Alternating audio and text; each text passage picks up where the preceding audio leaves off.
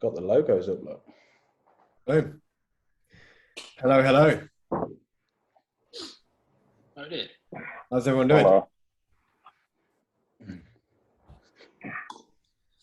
So today's call, we have been spending a lot of time at the moment looking into obviously different offers, and like there's always this big misconception in the fitness industry that's like, you don't have to have offers and you shouldn't have offers as a fitness coach. But if you actually look at any element of marketing and sales, like how many times do people go to a supermarket and I guarantee you pick up something that you probably wouldn't have picked up if you didn't see that it was 2 for X or a discounted price. Now this is another thing in terms of misconception, is like lots of people think it just has to be reduced price, but that's actually only one element of an offer, which is what we're going to go through today.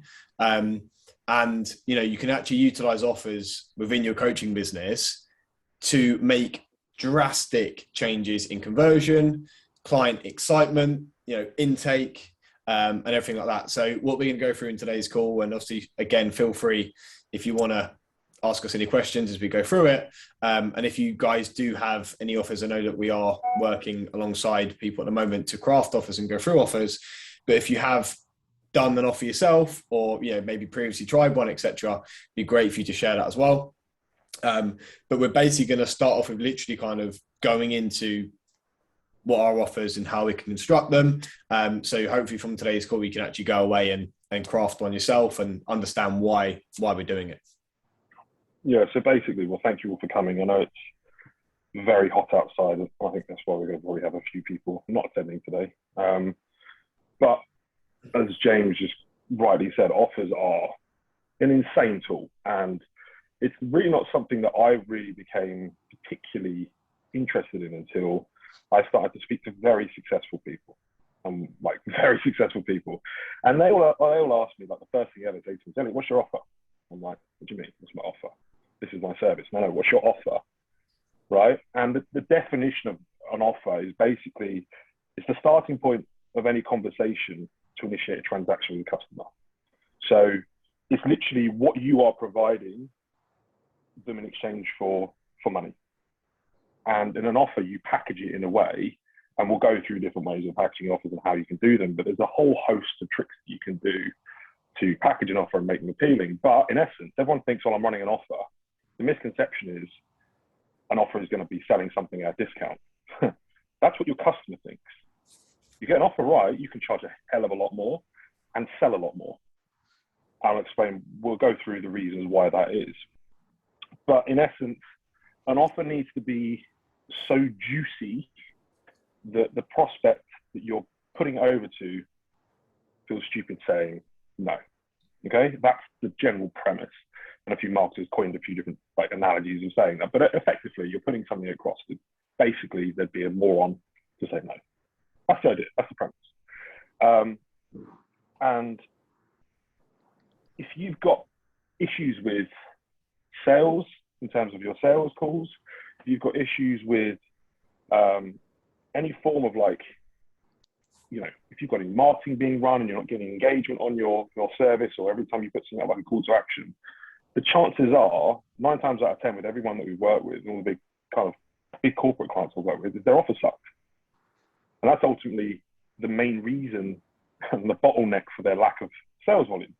So what we do is, within our own businesses, we spend a tremendous, and more so now than ever, the more we speak, like I said, 7, 8, 9-figure people, especially in the 8, 9-figure realm, they're so focused on offers. And like I said, I'll go over the reasons why, but there is a direct proportion with the quality of your offer and the amount you can charge. And we'll go into the reasons why, but quick reason why offers are so good is what you're trying to do is, typically when someone has a service or a good, they all, let's say for example, you've got online coaching. You'll say, right, okay, I'm an online coach, I charge £150 a month. I offer X amount of calls, X amount of check-ins, yada, yada, yada. And when someone's making a decision on whether or not they're going to go with you, they'll go and check your competition, and they'll check all the other people that offer a very similar package. And that's called a commoditized service. It's basically people are basing their decision on price for the service and not necessarily value. So what we're trying to do through an offer is decommoditize, is what we call it, decommoditizing the offer, which basically means you're getting them to think about it in terms of value, not price. So what am I getting from this? Which then takes you out the realm of people being very price sensitive, and it makes you basically a category of one-on-one, which basically means you're not competing against anyone because your offer is packaged in a way that it's not comparable to other people. It's just you and a certain amount of value that's solving a problem for a certain offer. Now, what that's going to do is increase your conversions massively because the offer will be great, and then also increase your price. Now, I know this is a little bit vague at the moment. When we start going through examples and how you break down an offer, you'll really start to see why this is the case.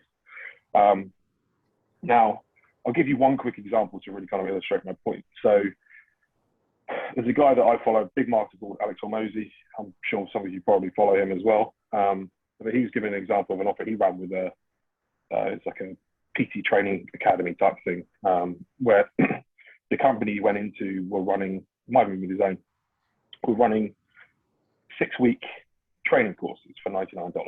And they were breaking even on that, and they were trying to make upsells and protein shakes and all that other kind of stuff. So what they did was, for the offer, was they said, we'll charge you $600 for 6 weeks, but if you lose 20 pounds in that period, we'll give you your money back.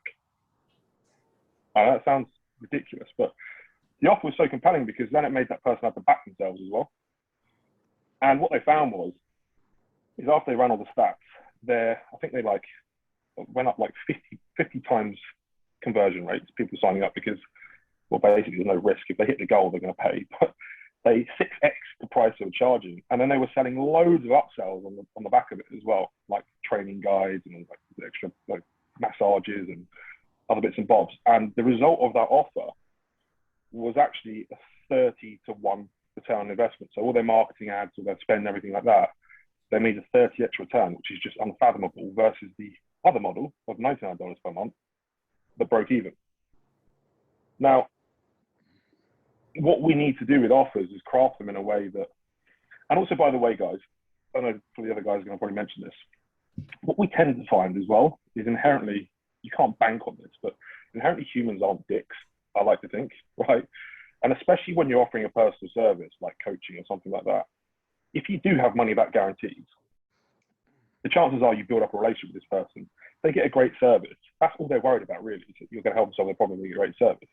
Even if you have a money back guarantee and they don't quite hit all the kind of the points to get that money that they could ultimately charge you, most people won't anyway if you give them a great service. That's what they find when you run the stats. Most people won't actually get the money back guarantee unless they're arseholes, which you're always going to get a few.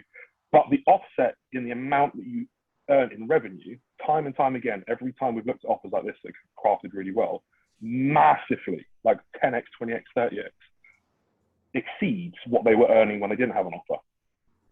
But the caveat, and what you're going to learn here, is that what they did is with that offer, they 6x the price because they took the risk away, which is the genius part.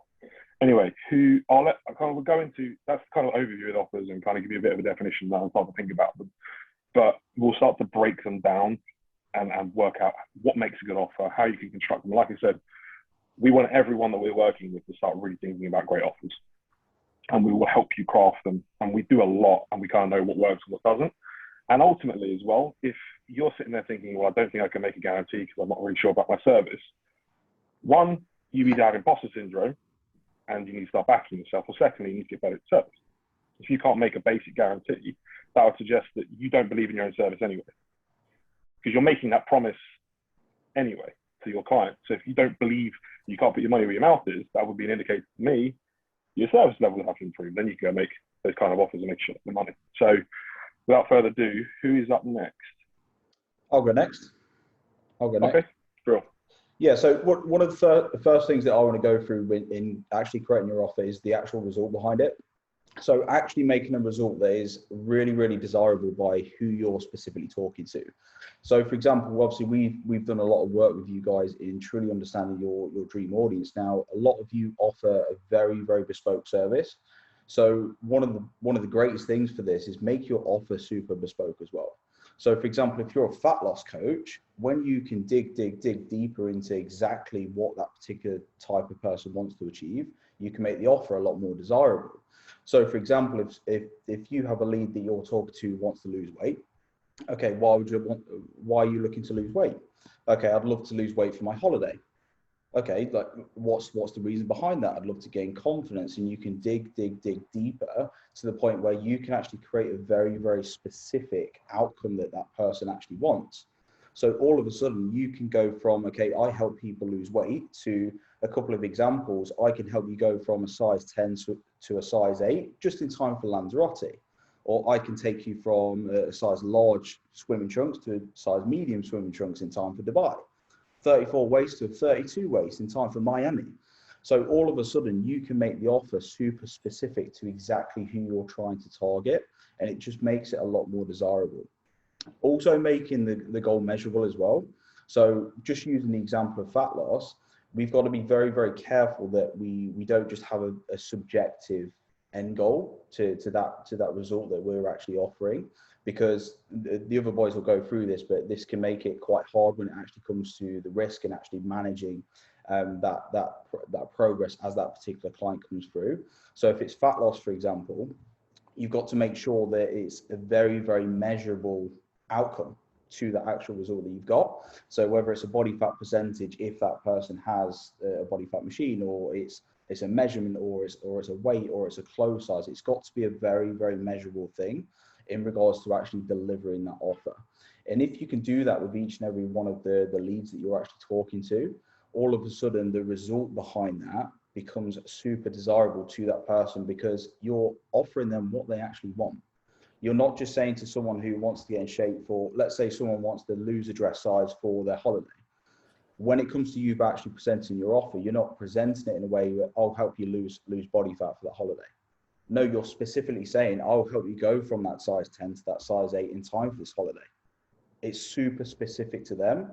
So all of a sudden it creates that excitement, it creates that buzz, and makes the offer a lot easier to sell. Now, has anyone got any other examples in the particular areas or niches that they're actually in that I can give you some examples of this on? If you just want to fire them over in the chat box. So what niches, what areas are you guys in? And I'll give you some examples. I wouldn't actually mind as well. I wouldn't mind Kieran coming on. Yeah. Because he had, when you spoke about Hormozy earlier, it made me remember, obviously Kieran had his in-person facility, and I believe you ran a similar offer. Yeah, so when I had my facility, we were doing 6-week transformations, which was quite successful. So we were offering money back guarantees providing they hit specific targets. So they were able to drop, I think it was 18 pounds or 6% body fat. Obviously, we measured that, so we covered both audiences. So not everyone can lose a shitload of weight, and some people just want to get a little bit leaner. And then the catch with that was if they hit their target, we'd give them their money back or look at putting it into a long-term membership. So all I did is just take £300 off the annual price, which was like £1,200 for the membership for the year, and just made it a little bit more cheaper. And I made it and I crafted it in a way that actually looked like they were getting a good deal, but they weren't in as such. But we sold them the long-term game, saying, look, you've lost £18, you've still got a little bit more, or just put the fear factor into them a little bit and just say, look, you're going to put that back on because you've only dieted for 6 weeks. So I was quite successful with that, and it just managed to get money in the bank straight away, obviously help with cash flow, and then long term, that's how I was able to grow my business and scale it a little bit. Another good example of that as well is one of our mentees at the moment. He's just opened a men's only transformation gym, and his offer is he's basically doing custom offers to the individual, because he's a brand new facility. He's opened up like really quickly, and he's had loads of people, he's turned the ads on, loads of people have gone in, and they've kind of been a bit like, what is this? So to get them obviously thinking he's the real deal, he's literally gone, look, in 8 weeks I can get you this and I'll guarantee you it, as long as, and this comes into your question in the chat, Josh, is obviously, would you ever get people complaining after, or lying about their weight to try and get the money back. Now, obviously, in-person facilities are different, because I know that in-person facilities where you have that big guarantee, they have like weighing rooms. So like you go in to be weighed so the trainer can see it. Now, obviously, when you have an offer, you want to make sure that you have terms and conditions that they have to stick to as well. For example, if we said to you, we're going to, get you to a meal, okay, in a year, okay, and then you don't do any posting, you don't do any stories, you don't do anything we say, and you're like, well, I've made a meal. So it's because you haven't stuck to it. So for example, with fitness, you could do something like, you've got to check in on time, okay? And if they're late checking in, that guarantee is gone. You must, hit 4 sessions. And if you use something like True Coach, Kahunas, etc., you must log your sessions. You must, communicate to me. So little things like that, just to cover your back, because you don't want people saying, I didn't get my result, and then they haven't done half of it. Obviously, if they have done everything you've said and they haven't got a result, then obviously they stand in that good stead. But in terms of people complaining, you just cover yourself. And that's what Can I jump in there quick? Yeah. So there's offers which they're known as conditional or unconditional offers. So the way you think about this is a conditional offer is what James was just saying there, that we'll guarantee your money, we'll give you your money back on the proviso that you do X, Y, Z. Now, that's one way of doing it. Now, I gave the example earlier of, if you hit your goal, we will pay you your money back. You don't tend to have conditions in place when you actually offer someone a positive outcome and your money back. If you were to say the other way and said, look, if you don't hit £20 loss, we will give you your money back, because then it's much more likely they might sabotage the process and lie about their stuff, because ultimately they might just want their money back. If you say, well, look, if you lose £20 to give you money back, they're going to do everything in their power anyway. You don't even have to say, well, you have to check in this, that, and the other, because if they don't hit it, they don't get their money back. So that's the way you need to look at it. And also, we've had big discussions with the team about this, with multiple companies as well. You need to look at the data. So when you're running an offer, you have to trial different things and do different things. So you may find that you get way more uptake by running an unconditional offer, which basically means, you don't have all the stringent things in place, which means it's much more likely people are going to sign up to it. Now, it is open to exploit. Yes, people might lie about, how much they've done, or what weight they've lost, or this, that, and the other, to try and exploit the system. However, this is where you look at the data. If you look at the data when you were running one offer, in terms of your revenue, your sign-up rates, your profit margins, versus your revenue when you're running another offer, maybe one conditional, one unconditional, and then see which one performs the best. Run one when you don't have an offer, see which one performs the best. Because inherently what we have found, even when you have very little conditions or no conditions, and there is a few people that, exploit the system, if you make the offer so good and you build up a good relationship with people, 99 times out of 100, you will still make a lot more money that way. So it really comes down to you thinking, because everyone goes down a skeptical approach, like, well, if I get scammed, yes, there's going to be a few arseholes, there always is. But it really is about the data and not, worrying too much. You've got to be analytical if you're going to really think about scaling your business. And when you're looking at, if you were like doing this with Coca-Cola or anything like that, they won't give a fuck about, those kind of things. They just look at the bottom line. And that's really what matters. Did this offer outperform this offer? Did this offer outperform this one? Or did no offer outperform it? And I guarantee the better the offer is, the better you treat your clients, the more you guarantee, the more money you'll earn. And I've yet to find an example that hasn't been the case. If that's not being the case, I would then also suggest that possibly your service isn't on point.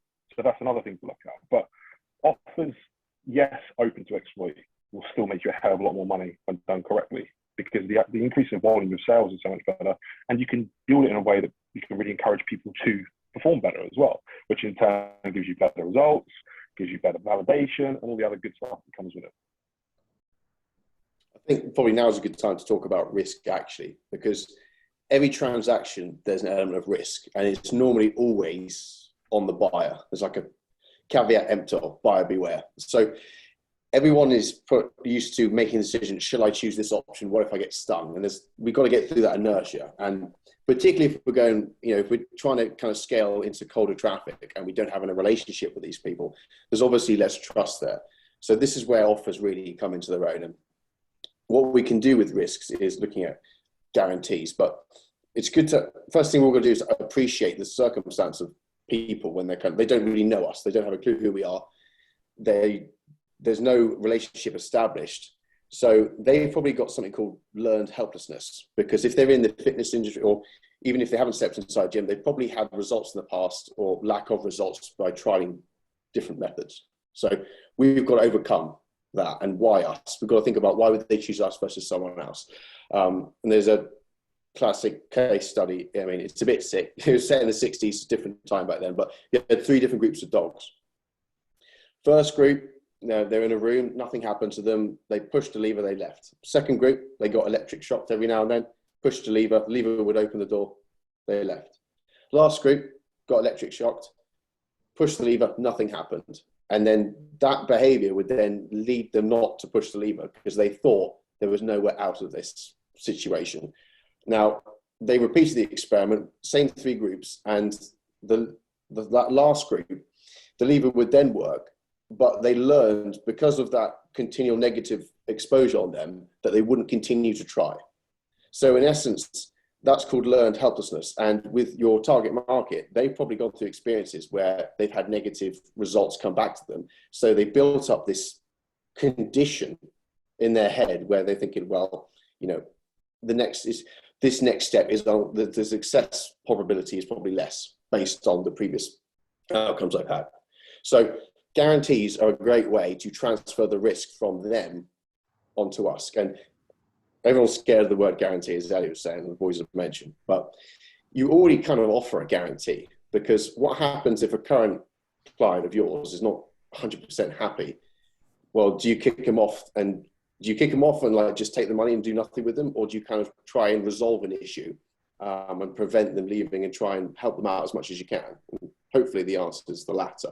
So chances are, in those circumstances, you've already got some level of guarantee in your service. Why not talk about it? And it's just a case of framing it in the right way. And there's kind of 4 stages to kind of create a guarantee. And, you know, your service is always going to be the same, but the offers are going to be the thing that changes and rotates. They can be quite seasonal, but the first thing is like understanding what the competition is. So doing a little bit of research into what other people offer, and then focusing on your strengths, like Josh has mentioned. Like, you know, if you are, I mean, obviously fat loss is going to be slightly easier and a more rapid result than building muscle. And if you're specific to the target market, i.e. if you're in like postnatal and you know there's a certain target weight that postnatal women want to kind of shed, that's what you kind of hone towards. And then you look at what happens if they don't get it, which is essentially the payback area. And in essence, the best way to do that is you think, well, okay, how can I guarantee results? If it's like losing 10, 12 pounds of fat, is it creating a meal plan, which you tell it? Is it having a certain amount of steps per day, breaking down how much pounds of fat in 3,500 calories? Is it being active and present when they're shopping, so you can inform? Is it giving shopping lists? So it's good to kind of lay out all the possibilities of how you'd achieve that. And then you pick the one which is balanced between the most economical for your business and which holds the most value for them. And it's always good to kind of push it to the extreme and then draw back a little bit.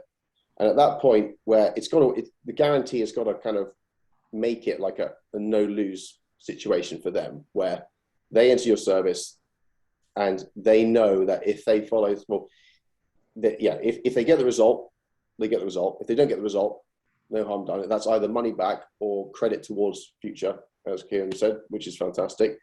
But the agreement which then supports that is like the fine print of translating, like you take, as a service provider, we take care of our ends. We're confident what we do. And in the agreement, you just put in what they have to do in order to fulfill from their end, because it is an exchange. But all we do with the guarantee is remove that risk and put it on us and completely remove as much friction as possible. So we get over that learned helplessness. And then by the time we've got the sale, we can then send the agreement. The agreement doesn't change 100%, but we make the sale based on the guarantee we craft. And afterwards, the agreement is just the fulfillment of that in terms of what we need from them, be it, you know, check-ins, being it tracking performance, you know, per each check-in they must track in. We've got a great suggestion. from markets like live weigh-ins on accountability.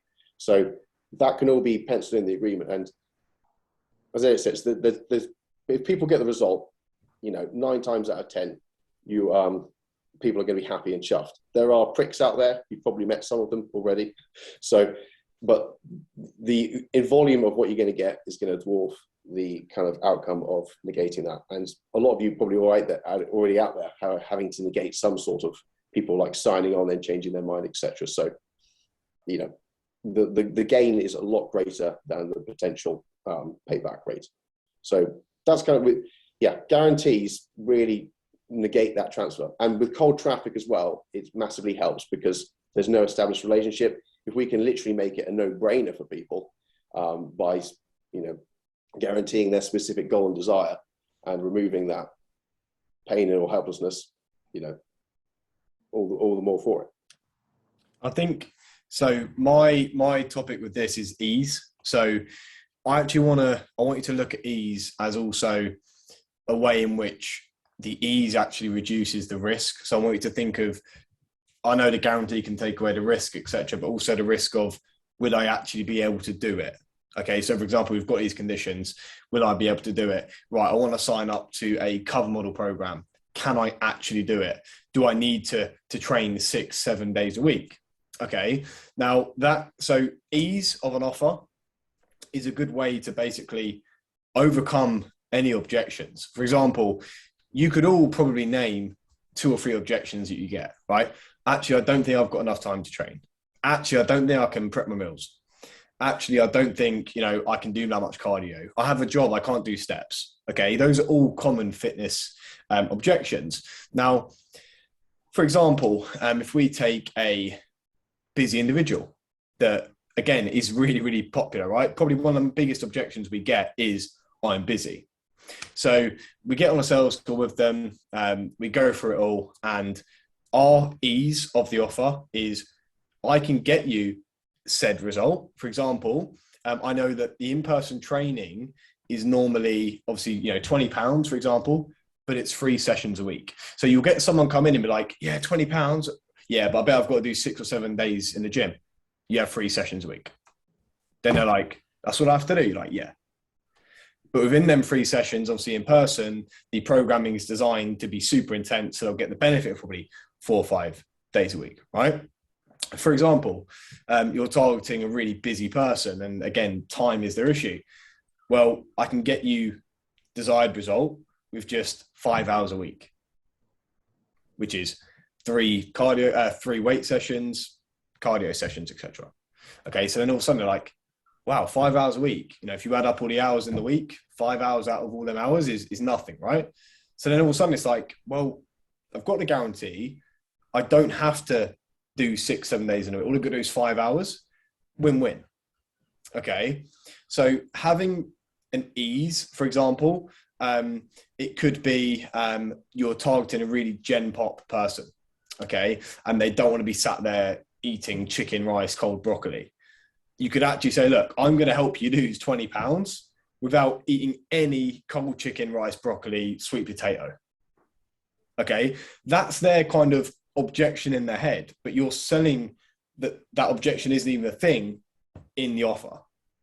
Okay, so in terms of that, if you think about price, that's ticked off because, they've got the guarantee. Most people's objection with price, yes, I know sometimes it can be, obviously, yes, it's too expensive, but sometimes a lot of price objection is like, they just don't know if it's for them, they can't do it, X, Y, Z, they don't know if they'll get the result. They don't want to invest X amount of money into it because they don't know if it will work.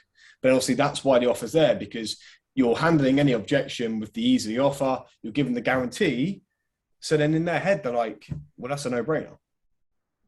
So think of your target market and your ideal client. Think of what common objections you've maybe had over the last 3, 6, 9, 12 months, and then potentially craft different offers around it. For example, if you were targeting busy mums, okay, you could say, I'm going to get you X result without having to hire childcare for your kid every single day. Because, your last trainer said you had to go 7 days a week and then you had to, hire babysitters all the time. So I'm going to save you money from not getting babysitters. And then the time you do have, I'm going to help you maximize it. You are like God to them because finally you have the solution to their problems. So having ease within the offer will help the offer as well. 100%. I think there's actually, Alex Hormozi talks about this equation when crafting offers, and James just mentioned ease. It's, the first thing is the dream outcome. At the top of the equation, you've got dream outcome, and that's times by the likelihood that they believe they can achieve that. And then underneath this equation, you have the time it's going to take them to achieve this goal, and then you've got the effort level.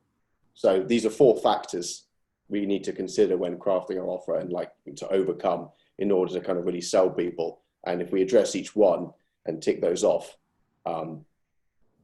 they have no leg to stand on, essentially. If we can sign off each one of those areas, and at that point onwards, if they can't go ahead, this is a case of objection handling. But you present all those, we nail those, job done.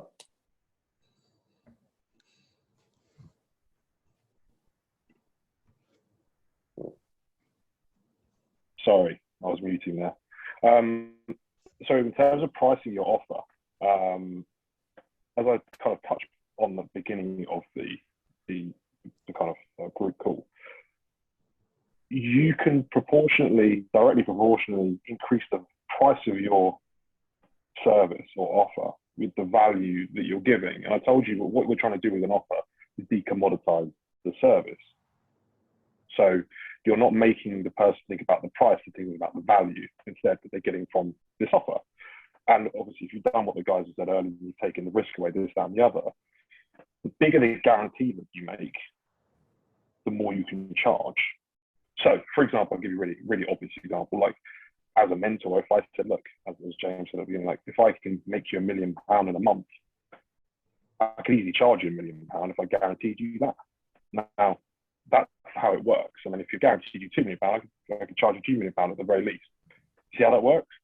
So the bigger the guarantee, the more you can put your money where your mouth is, the more you can charge.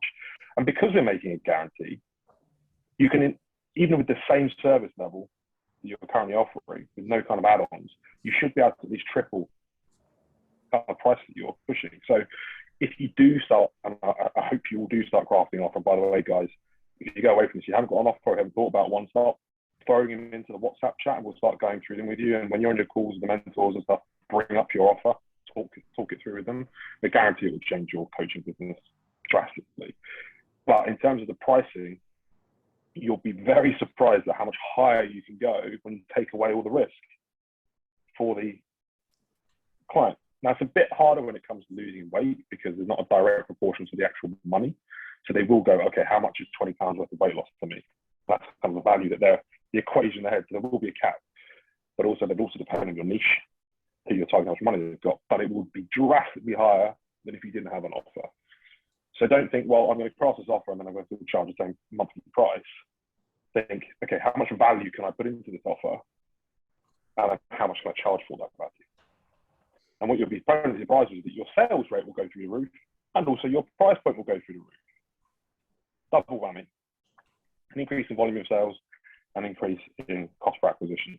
Sorry, revenue per acquisition. It's just a win-win. And also, guys, if any of you ever want to run ads, the only way you're going to have a successful ad campaign on any platform now is to have a very, very overwhelmingly compelling offer.